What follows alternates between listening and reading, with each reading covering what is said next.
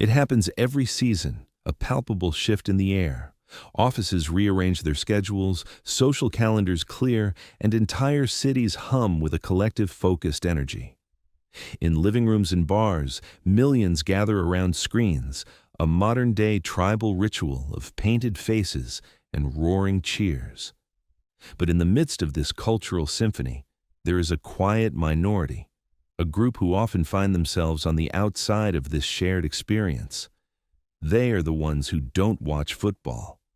To the devoted fan, this can be inexplicable.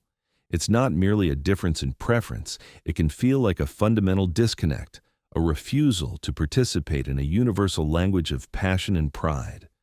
The assumption is often that they are missing something, the thrill, the camaraderie, the sheer spectacle. But what if the opposite is true? What if their choice is not an absence, but a presence? Not a lack of understanding, but a different kind of perception altogether. The psychology of people who abstain from football is not a simple story of disinterest or snobbery. It is a nuanced landscape of values, sensory processing, and a deeply personal relationship with time, attention, and belonging. It's about the lines we draw around our identity and the conscious, often unspoken, decision of where to pour one's finite emotional and cognitive resources. This is not a critique of the sport itself, but an excavation of the quiet rebellion and inner world of those who opt out. It's about what happens when you choose not to be swept up in the current of a national narrative, and instead craft your own. Beneath the surface of a simple, "I'm just not into it," lies a complex web of motivations. For some, it is a conscious rejection of the tribalistic fervor that can, at its extremes, blur into aggression and defined in-groups and out-groups. For others, it is a matter of sensory economy, the constant high-decibel stimulation, the roaring crowds, the sudden bursts of violence, the frantic commentary, can feel like an assault on a nervous system that craves quiet calibration. There is also the element of time, that most non-renewable resource. To commit 3 hours to a game is, for the fan, an investment in a narrative. For the non-watcher, it can feel like a profound subtraction, a large, monolithic block of time that could be dispersed into 100 smaller, more personally meaningful pursuits: reading a book, mastering a recipe, taking a walk, having a deep, uninterrupted conversation. This choice often carries a social cost. They are the ones who must navigate the Monday morning conversations with a polite smile, who must explain their absence from the Super Bowl party, who can feel a subtle otherness when the topic dominates a social gathering. This repeated experience can shape a person's social identity, fostering a sense of self-reliance and independence, but also at times a gentle loneliness. They learn to find connection in different spaces, over different shared interests. Their tribe is not defined by a logo or a city, but by quieter, more dispersed signals. So when you meet someone who doesn't watch football, don't assume a void. Don't see a blank space where fandom should be. See instead a different map of passions, a conscious allocation of attention. They are not rejecting community. They are often seeking a different kind of intimacy. They are not immune to excitement. Their thrills are simply triggered by different catalysts.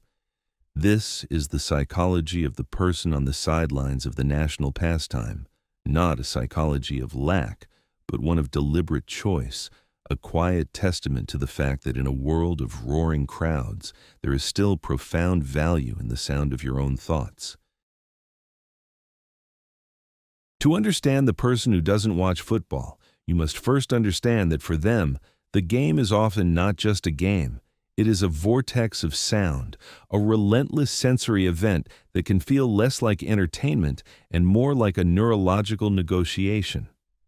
While the fan's brain lights up with the drama and camaraderie, the non-fan's brain might be navigating a landscape of overwhelming stimuli, trying to find a foothold in a chaotic stream that offers little reprieve. This isn't about a dislike of sport. It's about a fundamental difference in how one processes the world. The roar of the crowd that electrifies the faithful can register as a form of static, a dense wall of noise that drowns out the nuanced details their brain is wired to seek. The constant cuts between plays, replays, commercials, and analyst commentary don't build narrative tension. They fracture attention, creating a feeling of cognitive whiplash.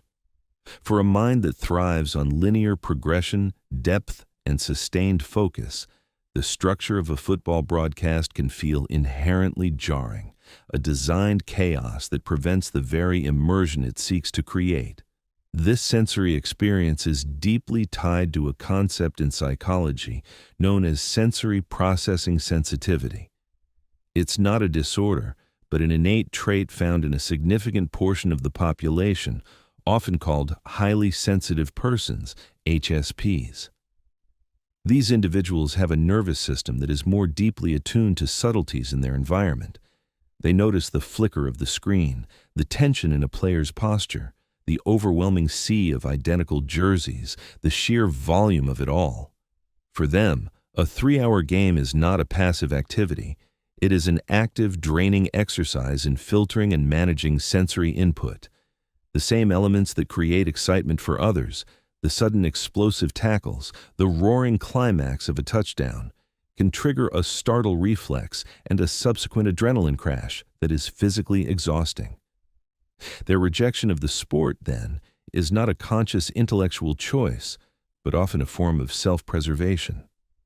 It is the body and mind saying, "This environment is not conducive to my well-being. This is not rest, this is work." Furthermore, the emotional cadence of the game can feel alien. Football, like many live sports, trades in high-contrast emotions, soaring euphoria and crushing despair, often pivoting on a single play. For a person who processes emotion deeply, this roller coaster can feel unearned, even manipulative. They haven't invested the week in the team's story. They haven't internalized the players' journeys. The emotional payoff, therefore, lacks the foundation that gives it meaning for the fan. It's like walking into the climax of a movie and being told to care about characters you've never met. The non-watcher may observe the fan's eruptions of joy and grief and feel a sense of disconnect, wondering how a stranger's success or failure on a distant field can so powerfully dictate the emotional weather in a living room. This isn't a judgment on the fan's authenticity, but a reflection of their own emotional economy. They may reserve such powerful emotional expenditures for events in their immediate, tangible life, the success of a friend, the resolution of a personal challenge, the quiet beauty of a piece of art. This leads to the psychology of time allocation, which is perhaps the most conscious factor in the decision to opt out. Everyone has the same 168 hours in a week. How we choose to fill them is a direct reflection of our values and what we believe constitutes a rich life. For the fan, the 3-hour block dedicated to a game is a scheduled investment in community, narrative, and shared identity. It is time well spent. For the non-watcher, that same 3-hour block can feel like a staggering opportunity cost. In that time, they could read a third of a novel, completing a journey of ideas and language. They could cook an elaborate meal, engaging all the senses in a creative and nourishing act. They could have a long, meandering walk with a partner, strengthening the bonds of their most important relationships. They could learn a new skill, write a letter, or simply sit in silence, allowing their overstimulated mind to rest and recharge. From this perspective, choosing not to watch football is a profound act of self-definition. It is a statement that their time, their attention, and their inner world are precious commodities, and they will not hand them over to a cultural ritual that does not, on a fundamental level, return their investment. It is the quiet assertion that a life well lived is not measured by the number of touchdowns you witness, but by the depth of the experiences you curate for yourself. One of the most profound yet least discussed psychological drivers for those who abstain from football is a deep-seated aversion to the tribal identity the sport often demands. For the fan, this tribalism is the very point. It's the source of belonging, the shared history, the feeling of being part of something larger than oneself. But for the observer on the outside, this same force can feel coercive, a suspension of individual critical thought in favor of group allegiance. The non-watcher often sees not just a game, but the meta-narrative of us versus them, a simplified, often aggressive binary that can feel at odds with the complex, nuanced reality of their own identity. They resist the pressure to pledge their emotional loyalty to a corporation-owned team, represented by players who are transient employees, based in a city they may not even live in. The whole construct can feel abstract and, at times, artificially manufactured, a form of pageantry that asks for a level of devotion they are unwilling to give. This isn't a claim of moral superiority, it's a description of a different psychological orientation. Their sense of self is often built from the inside out, rooted in personal values, intellectual curiosity, and individual relationships, rather than from the outside in through membership in a large, geographically defined group. When the office conversation on Monday revolves entirely around the game, they can feel this pressure acutely. To not care is to be an outsider. To remain neutral is to be apathetic. This repeated social experience forces a kind of self-reliance. They must be comfortable in their own interests without the constant, easy validation of a massive peer group. They learn to find their community in smaller, more intentional circles.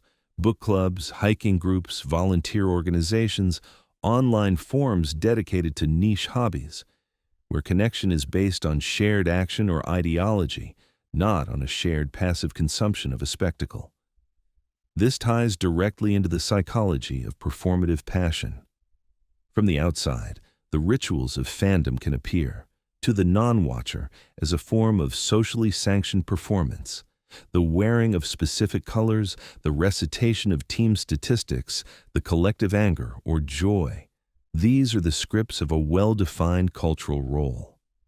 For an individual who values authenticity above all else, this performance can feel alien. They may wonder, are they truly this emotionally invested, or are they performing the role of fan because it is what is expected? This questioning isn't cynical.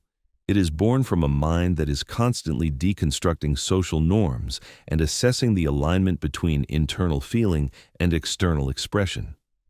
Their own passions are typically private, deep, and slow-burning.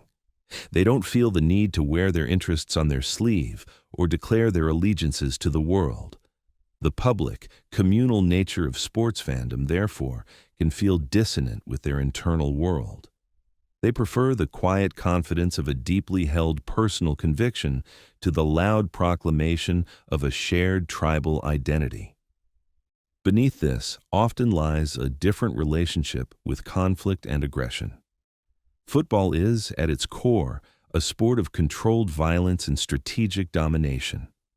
While fans appreciate the athleticism and strategy, non-watchers can be acutely sensitive to the undercurrent of aggression that sometimes spills off the field and into the fan base. The taunting of opposing fans, the visceral hatred for a rival team, the fights that occasionally break out in stadiums, these are not seen as isolated incidents, but as logical extensions of a tribal win-at-all-costs mentality. For a person who is conflict-averse or who has a heightened sensitivity to aggression, this aspect of the culture can be a significant deterrent. Their nervous system may interpret these displays not as playful rivalry, but as genuine social threat. They curate their media consumption and social environments to minimize this kind of stimulant, seeking out spaces that feel collaborative rather than combative, constructive rather than destructive. Choosing not to watch football, then, becomes a way of curating a more peaceful internal and external environment, of opting out of a cycle of conflict, even symbolic conflict, that they find psychologically taxing. It is a vote for a world where connection is built on cooperation, not competition. The decision to not watch football is also, fundamentally, a philosophical stance on the nature of time and what constitutes a meaningful life. We live in an attention economy where our focus is the most valuable currency we possess. Every hour spent is an hour invested in a particular version of reality. The person who opts out of football is often making a conscious choice about where to direct that precious resource. They see life as a vast library of potential experiences, and dedicating a significant, recurring portion of their leisure time to a single, repetitive type of spectacle feels, to them, like a narrowing of existence. Their psychology is not one of deprivation, but of abundance, an abundance of other, more compelling ways to be alive. They are the readers, the makers, the wanderers, the learners. Their sense of wonder is triggered not by a perfectly executed pass, but by a beautifully constructed sentence, the intricate logic of a mathematical puzzle, the silent growth of a garden, or the slow, satisfying mastery of a craft. This perspective is deeply rooted in the concept of intrinsic versus extrinsic motivation. The joy of the football fan is often extrinsic. It is tied to an external outcome over which they have no real control, the victory of their chosen team. The emotional payoff is granted to them by the performance of others. For the non-watcher, fulfillment is more often intrinsically generated. It comes from activities where the reward is the activity itself, the focus of reading, the creativity of playing an instrument, the physical exertion of a run, the connection of a deep conversation. The value is immediate and self-contained. It does not depend on the final score of a contest happening miles away. This intrinsic orientation builds a powerful sense of agency and self-sufficiency. Their emotional state is not held hostage by the fortunes of a sports team.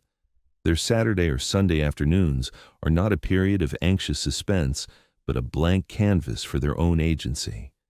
They are the authors of their weekend's narrative, not the audience for someone else's. This leads to a different experience of memory and personal history.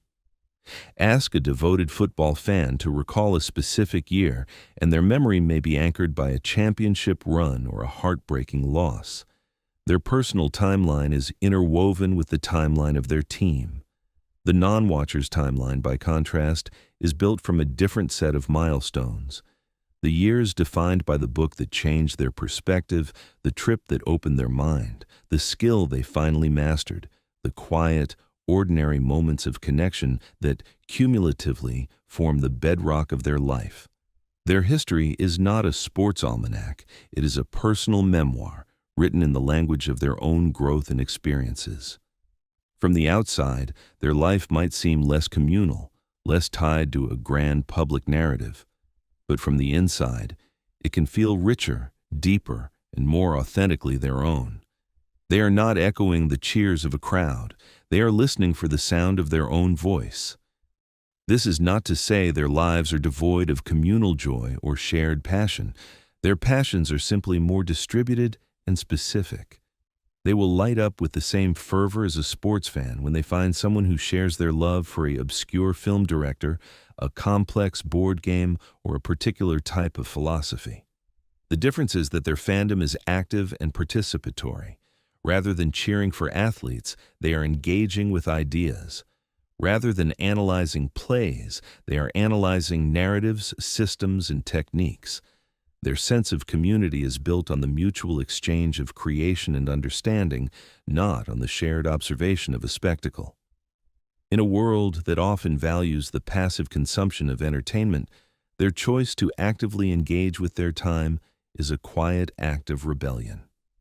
It is a declaration that their mind is not a stadium to be filled with the noise of the crowd, but a workshop, a garden, a sanctuary, a place where things are built, grown, and understood in silence. For the person who doesn't watch football, the social landscape can be a minefield of mild alienation and the constant, low-grade pressure to explain oneself.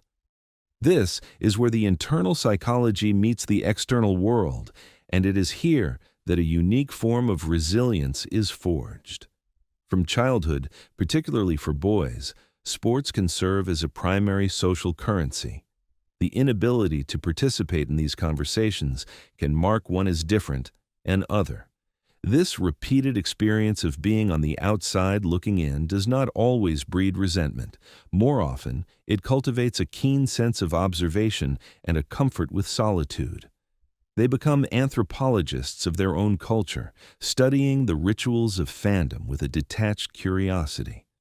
They learn to navigate social situations with a polite smile and a deft change of subject, developing a social agility that allows them to maintain connections without betraying their own authentic interests. This constant positioning as the outsider forces a crucial psychological development, the solidification of an internal locus of validation. When your interests are not constantly mirrored and validated by the dominant culture, you are pushed to find your sense of worth from within. You learn that your value is not determined by your knowledge of playoff statistics or your participation in a fantasy league. It comes from your own assessment of your character, your skills, your contributions, and the depth of your close relationships. The praise they seek is not the roaring approval of a crowd, but the quiet respect of a few cherished individuals, or the private satisfaction of a job well done. This builds a personality that is less swayed by trends and popular opinion, one that is more self-directed and internally grounded. The noise of the crowd holds little power over them because their self-esteem is not wired to its frequency. Yet, this independence can come with a subtle, lingering sense of loneliness, especially during cultural zeniths like the Super Bowl. While the nation parties, they are often left with the silence. This is not a self-pitying loneliness, but a reflective one. It is in these quiet spaces, however, that they often do their most important work, the work of self-discovery. Unburdened by the scheduled emotions of the game, they are free to confront their own thoughts, untethered from a collective narrative. They ask themselves what they truly want, what they truly believe, what truly brings them peace. This is a luxury of attention that the constantly stimulated often do not have. Their identity becomes a curated collection of chosen influences, not a pre-packaged set of allegiances. They are not a fan of a team. They are a fan of specific ideas, certain kinds of beauty, particular modes of being. Ultimately, the psychology of the person who doesn't watch football is a testament to the diversity of human experience. It is a reminder that there is no single correct way to be a person, to find joy, or to build a life. The roaring stadium and the quiet study are both valid centers of the human universe. One is not inherently better than the other. They are simply different frequencies on the spectrum of existence. The non-watcher is not broken or missing out. They are on a different path, one that values depth over breadth, creation over consumption, and the quiet, steady rhythm of an internally authored life over the thrilling, unpredictable storm of a season schedule. They have chosen to invest their attention, their life, elsewhere. And in a world desperate for your attention, that choice is one of the most powerful and personal statements you can make. It is the choice to define your own game, to set your own rules, and to find your own way to win.